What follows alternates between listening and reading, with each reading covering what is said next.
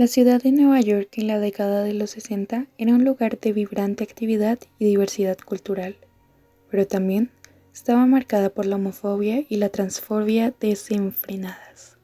Ser trans en aquellos tiempos era sinónimo de vivir en la sombra, de ocultar la verdadera identidad y de enfrentarse a la discriminación y el odio. La ciudad era un caldo de cultivo para la violencia y la opresión, donde la única opción era sobrevivir en un mundo hostil. ¿Qué pasaba por la mente de las personas trans de aquellos tiempos? ¿Cómo era vivir en un ambiente donde no se permitía ser quien eras? Intentemos adentrarnos en esta dolorosa realidad con el siguiente relato. Era una noche de invierno en Nueva York, y el frío calaba hasta los huesos y el viento soplaba tan fuerte que parecía que iba a arrancar las ventanas de sus marcos. En una calle de Lower East Side, un grupo de jóvenes transgénero se reunía en una casa abandonada. Todas ellas habían sido marginadas por la sociedad y habían encontrado refugio en esta casa, donde podían ser quienes realmente eran, sin miedo a ser juzgadas o discriminadas. Pero esa noche, algo extraño estaba sucediendo. Un sonido sordo se escuchaba en la lejanía como si algo estuviera golpeando las paredes de la casa. El grupo de jóvenes se miraba entre sí, temerosas de lo que pudiera ser.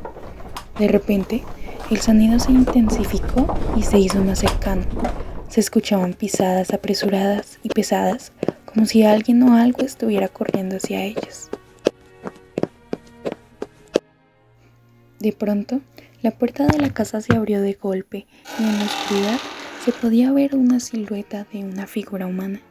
Todas se pusieron en guardia, pero cuando la figura se acercó lo suficiente para ser reconocida, el terror se apoderó de ellas.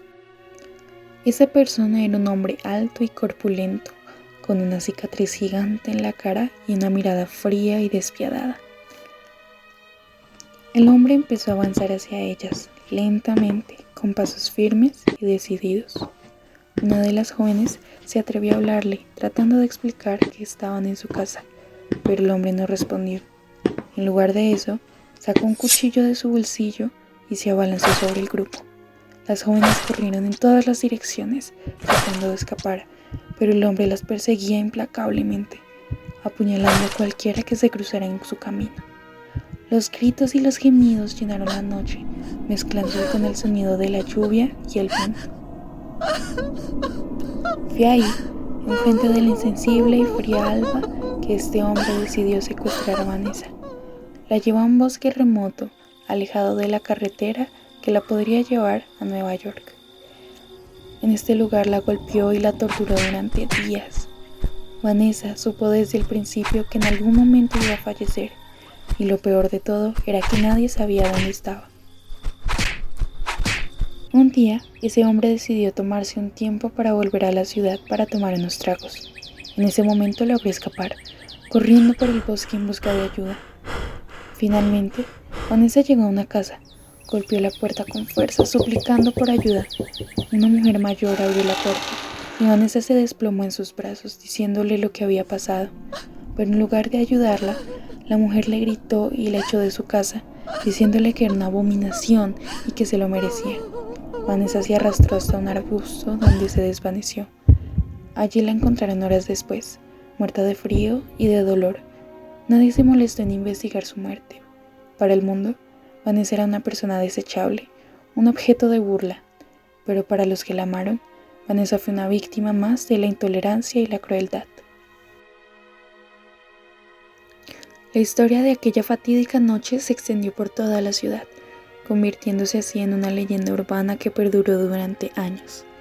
Y aunque nadie nunca supo quién era ese hombre ni por qué había atacado a las jóvenes trans y a Vanessa, lo cierto es que su sombra continuó acechando a la comunidad de Nueva York, recordándoles que la lucha por la igualdad y la aceptación aún era larga y peligrosa.